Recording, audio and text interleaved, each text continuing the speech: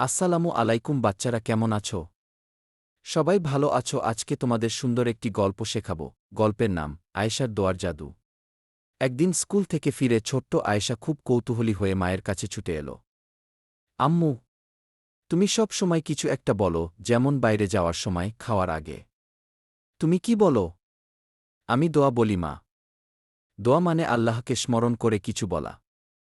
আয়েশা, আমি কি শেখাতে পারো? আমিও শিখতে চাই। তাহলে আজ থেকেই শুরু করি।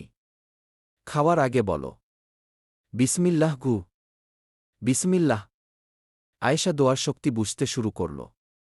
ঘুমানোর আগে বলো, আল্লাহুম্মা বিস্মিকা আমুতু ওয়া আহিয়া গি। মানে, হে আল্লাহ, তোমার নামেই আমি ঘুমাই ও জাগি।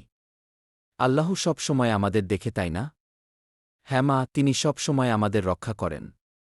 টয়লেটের ভেতরে যাওয়ার আগের দোয়া বলো, আল্লাহুম্মা ইন্নি আউজুবিকা মিনাল খুবসি ওয়াল খাবাইস গি। আমি এখন অনেক দোয়া জানি। স্কুলে একদিন আয়েশার বান্ধবী পড়ে গেল। আল্লাহ তোমাকে সুস্থ করে দিন। তুমি দোয়া বললে? আয়েশা, হ্যাঁ, আমি এখন অনেক দোয়া জানি। আম্মু, আমি শুধু কার্টুন না, এখন দোয়া শিখিও। মাম, উইথ লাভ। তুমি আল্লাহর প্রিয় মেয়ে মা। দোয়া শেখা মানে শুধু মুখে বলা না, বরং আল্লাহর ভালোবাসা অর্জনের এক সুন্দর পথ।